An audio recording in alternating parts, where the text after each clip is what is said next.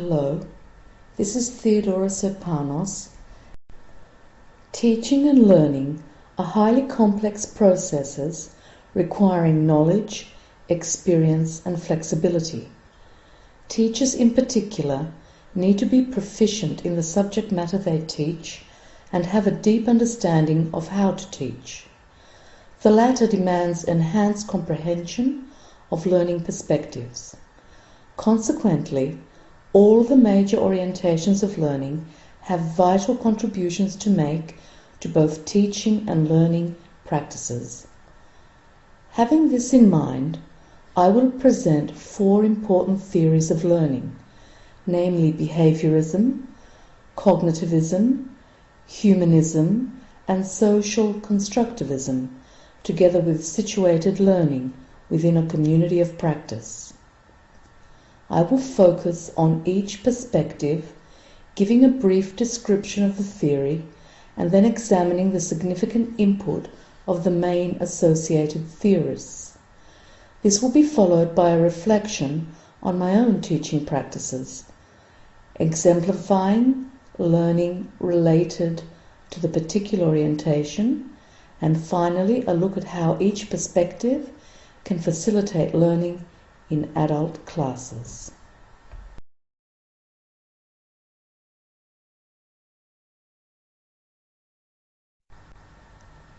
Behaviorism is predominantly concerned with the external environmental influences that shape learning. In particular, behaviorists were interested in responses resulting from external stimuli and the reinforcement of the stimulus and response process. Behaviorist scientists only considered responses that could be observed and therefore monitored.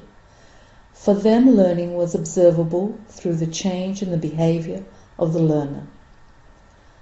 The most significant theorists associated with the perspective of behaviorism are Pavlov, who discovered the concept of classical conditioning through his experiment with a dog known as Pavlov's dog, where repeated stimulus and response resulted in modification of behavior.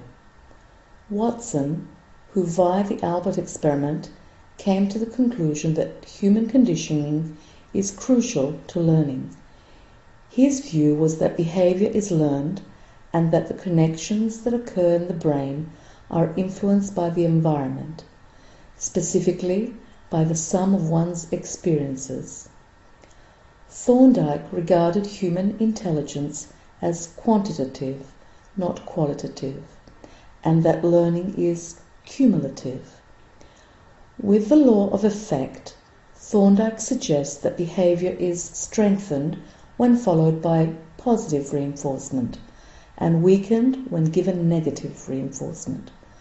With the law of exercise, he states that repetition reinforces learning. Skinner, associated with operant conditioning and neo-behaviorism, perceived human learning as a process where change of behavior is dependent on the positive and negative consequences of that behavior. Finally, Gagne is probably a borderline behaviorist cognitivist who theorized about the characteristics of learners, the types, phases, and concepts of learning, believing that different types of learning exist and diverse instruction brings them about. He perceived learning as occurring in the learner's brain.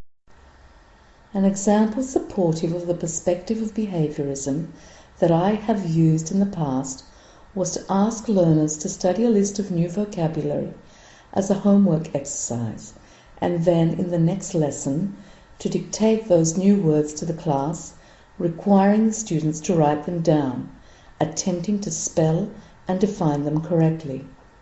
The students' vocabulary lists were then corrected, and various stickers were awarded for the effort and achievement of each individual student. This exemplifies positive reinforcement.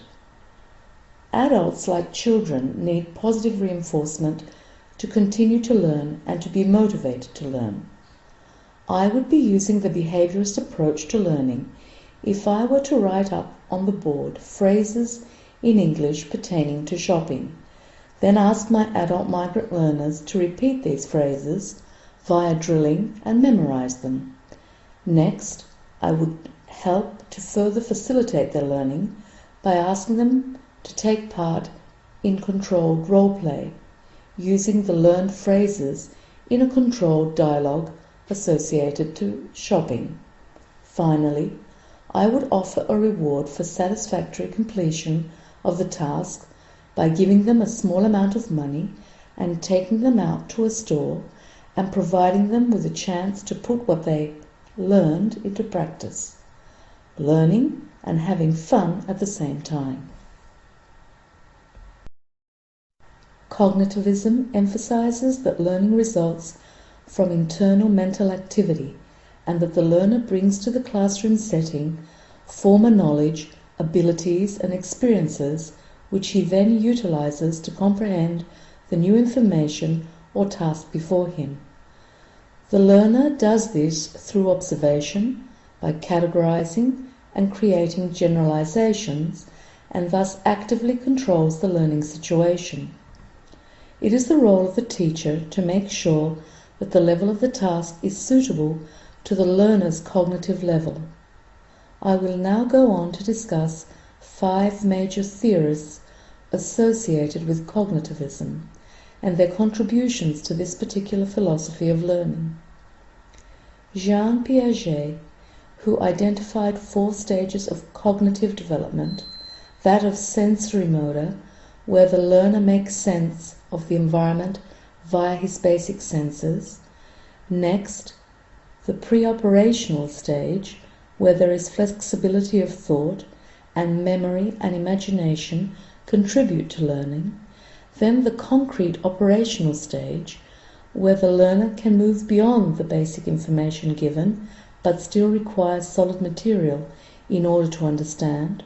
Finally, the stage named formal operational, where abstract thinking is possible.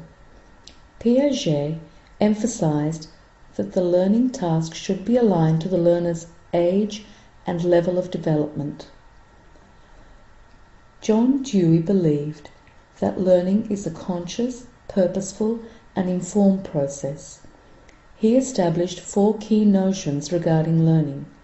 First, the aim of activity, in other words, the educational end. Secondly, the teacher, who provides a setting to facilitate good learning habits. Thirdly, the learner, whose purposes drive the learning process. Lastly, the curriculum, which should be relevant to real issues. Dewey also introduced the term plasticity as the ability to learn from personal experiences, creating habits and allowing learners to control their environments.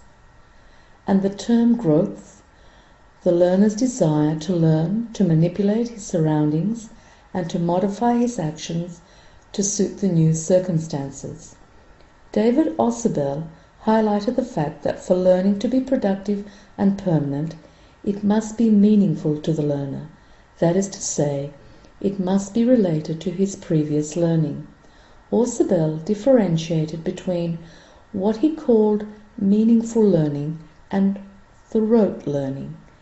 Meaningful learning is material in context and connected to what the learner already knows, whereas rote learning is isolated pieces of information unrelated to one's existing knowledge. Ausubel advocated the use of advanced organizers to help bridge new topics with previously learned material. An example of this would be to introduce adverbs by referring to already taught adjectives and showing the connection between the two. Jerome Bruner advocated a learner-centered approach to learning, with the instructor there to accommodate growth. He referred to discovery learning, where real-life problems confront the learner, who in turn utilizes previously acquired knowledge to solve the problems at hand, thus stimulating learning.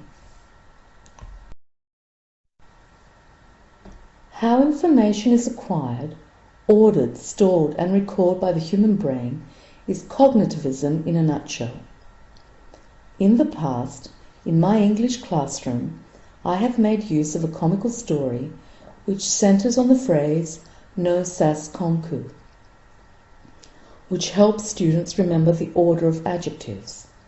No, referring to number and opinion adjectives, sas indicating size, age, shape adjectives, and finally concu regarding color, origin, material, kind, and use adjectives. The above example helps improve learners' memory skills, allowing them to recall the learned information whenever needed. Learning by doing and critical thinking promotes higher learning. If I wanted to teach vocabulary related to the human body parts in a future English lesson, I would first draw a picture of the human body on the board to provoke initial interest. Then, elicit the relevant vocabulary from the students. Next, use a graph organizer on individual sheets of paper and ask the students to organize the words into groups. For example, one group with words relating to the head, another for the torso, another for the limbs, and so forth. This visual aid could be used by students as a cue to remember vocabulary on parts of the body. One could say that humanism is more a philosophy than a purely scientific theory, based more on the description of the learning process than on research. Yet, due to the fact that the theorists of this perspective put emphasis on the learner as a whole person and promoted intrinsic learning, which disregards learning through drilling and repetition and advocates the development of insight and life skills, means that this approach is useful to adult learners and further education in general. Humanists believe that teachers should assist the learner to be the best that he or she can possibly be. In other words, scholars of humanism focus on the individual taking control of his learning by relying on his own values, styles of learning, abilities, and objectives. Maslow saw the learner as a whole person, aiming towards his or her full potential. He highlighted the value of intrinsic motivation to learning. Intrinsic drive is when the learner practices behavior because it is personally gratifying. In other words, the learner performs an activity because it is enjoyable or challenging. Maslow also formed a pyramid, ranking human needs and explaining that the learner must satisfy his basic needs, those of food, water, and so on, before he can be motivated to strive to satisfy higher needs, like esteem and self-actualization. Rogers called for student-centered education, where the educator acted as the facilitator of the learning situation, and the learner was free to actively learn and think. For Rogers, empathy was a key element of the relationship between the learner and his instructor. The teacher must be able to put himself in the position of the student so as to view the problems and needs of the learner with clarity. Kolb is generally associated to the idea of experiential learning, which is described as a learning process where the learner derives meaning from direct experiences. Kolb created a diagram explaining a 4-stage cycle of learning, relating to the learner experiencing, reflecting, conceptualizing, and acting, together with 4 interpretations of learning styles: diverging, feeling and watching; assimilating, thinking and watching; converging, thinking and doing; and accommodation, feeling and doing. An example of a humanist approach to learning that I have recently utilized in my English conversation group is when the students and I sit around a table and discuss a variety of topics. Everyone is